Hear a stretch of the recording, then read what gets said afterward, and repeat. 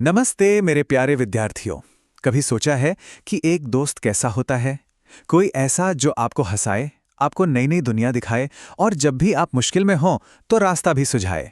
आज हम एक ऐसे ही दोस्त के बारे में बात करने वाले हैं जो हमेशा हमारे साथ रहता है। जी हाँ, हम समझने जा रहे हैं कक्षा 6 हिंदी की इकाई 4, जिसका नाम है पुस्तक हमारी मित्र। तो चलिए इस अनोखे सफर पर निकलते हैं। और हाँ, एक बात का ध्यान रखिएगा, इस सफर की आखिर में एक बहुत ही मजेदार क्विज आपका इंतजार कर रहा है।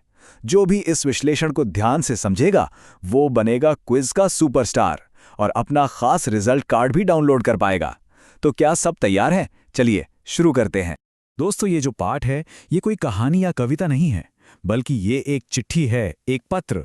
और आप जानते हैं, जब कोई हमें पत्र लिखता है ना, तो ऐसा महसूस होता है जैसे वो हमसे सीधे सीधे बात कर रहा हो। बस इसी वजह से ये कहानी और भी ज्यादा खास हो जाती है। तो ये पत्र लिखा है पूजन ने अपने दोस्त मनोज के लिए। इस चिट्ठी में पूजन कोई मामूली बात नहीं कर रहा है। अरे, वो तो मनोज को किताबों की एक जादुई दुनिया के बारे में बता रहा है और ये भी समझा रहा है कि ये किताबें हमारी जिंदगी के लिए कितनी ज्यादा कीमती हैं। पूजन एक बहुत ही गहरी और सुंदर बात कहता है, जो पुस्तक के मित्र वो मेरे भी मित्र। जरा सोचिए तो, इसका मतलब ये हुआ कि अगर आपको और मुझे, हम दोनों को किताबें पढ़ना पसंद है तो हम अपने आप ही दोस्त बन गए। है ना कमाल की बात? ये पढ़ने का प्यार हमें कितनी आसानी से एक दूसरे से जोड़ देता है। और देखिए, सिर्फ पूजन ही नहीं, हमारे पूज्य महात्मा गांधी भी किताबों को बहुत महत्व देते थे। उन्होंने कहा था, पुस्तकें मन के लिए साबुन का कार्य करती हैं। कितना बढ़िया उदाहरण है। जैसे साबुन हमारे शरीर की मैल को साफ करता है, ठीक उसी तरह अच्छी किताबें हमारे मन से गलत विचारों और अज्ञान के अंधकार को धो डालती हैं और हमें ज्ञान की रोशनी से भर देती हैं। अच्छा, हर कहानी में कुछ ऐसे शब्द होते हैं जो किसी खजाने की तरह होते हैं। तो चलिए अब इस पाठ के शब्दों के खजाने को खोलते हैं और कुछ नए शब्द सीखते हैं जो हमारी बातचीत को और भी असरदार बना देंगे। हमारा पहला शब्द है जिज्ञासा। जिज्ञासा का मतलब होता है कुछ नया जानने की बेचैनी।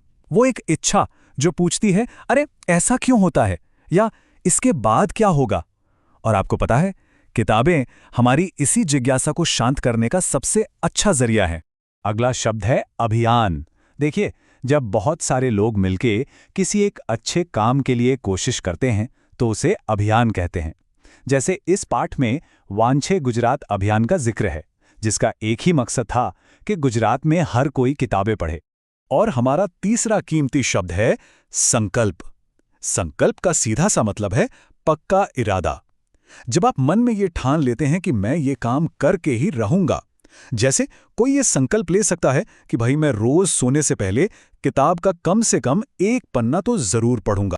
तो शब्द तो हमने सीख लिए, अब चलिए जरा भाषा के नियमों को समझते हैं। यानी अब बारी है व्याकरण की, जो हमें वाक्यों को सही तरीके से बनाना और समझना सिखाता है। इस पाठ में हम सीखेंगे क्रिया के बारे में। क्रिया यानी कि काम। कोई भी वाक्य क्रिया के बिना अधूरा है दोस्तों। ये वो शब्द है जो हमें बताता है कि वाक्य में आखिर हो क्या रहा है। इन्हें हम एक्शन वर्ड्स भी कह सकते हैं। जैसे इस तस्वीर को ही देख लीजिए। यहां बच्ची क्या कर रही है? वो दौड़ रही है। और माली क्या कर रहा है? वो पौधों को पानी दे रहा है। तो ये जो शब्द है ना, दौड़ना, पानी देना, यही क्रियाएं हैं। इसी तरह आपका लिखना, पढ़ना, खेलना, ये सभी क्रिया शब्द ही हैं। पता है, इस पाठ से हमें एक और बहुत जरूरी चीज सीखने को मिलती है। वो है चिट्ठी कैसे लिखते हैं। भले ही आज हम ईमेल और मैसेज के जमाने में जी रहे हैं, लेकिन सही तरीके से पत्र लिखना एक ऐसी कला है जो हमेशा काम आती है। एक अच्छा पत्र लिखने के लिए बस इन 4 कदमों को याद रखना है। सबसे पहले अपना पता और तारीख लिखिए। फिर जिसे आप लिख रहे हैं उसके लिए संबोधन, जैसे प्रिय मित्र। उसके बाद अपनी पूरी बात लिखिए जो आप कहना चाहते हैं। और सबसे आखिर में समापन, जैसे तुम्हारा मित्र, लिखकर अपना नाम। हो गया।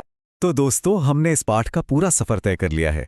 चलिए इस सत्र को खत्म करने से पहले एक नज़र उन सबसे जरूरी बातों पर डाल लेते हैं जो हमें इस पाठ से हमेशा याद रखनी है।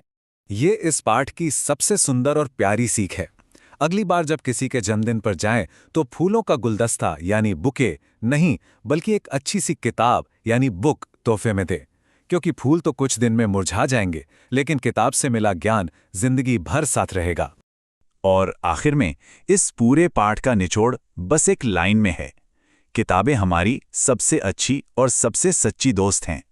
ये वो दोस्त हैं जो कभी हमारा साथ नहीं छोड़ती और हमेशा हमें सही रास्ता दिखाती हैं। तो मुझे पूरा यकीन है कि अब आप सब किताबों की दोस्ती का मतलब अच्छे से समझ गए होंगे। अब समय आ गया है ये देखने का कि आपने कितना ध्यान से सुना। तो बताइए कि आप सुपरस्टार बनने के लिए तैयार हैं? तो फिर देर किस बात की है? नीचे दिए गए लिंक पर फौरन क्लिक करें, 25 सवालों का ये स्पेशल क्विज खेलें, अपना स्कोर देखें और हाँ, अपना व्यक्तिगत रिजल्ट कार्ड डाउनलोड करना बिल्कुल मत भूलिएगा। हम मिलेंगे अगले विश्लेषण में। तब तक पढ़ते रहिए और बढ़ते रहिए।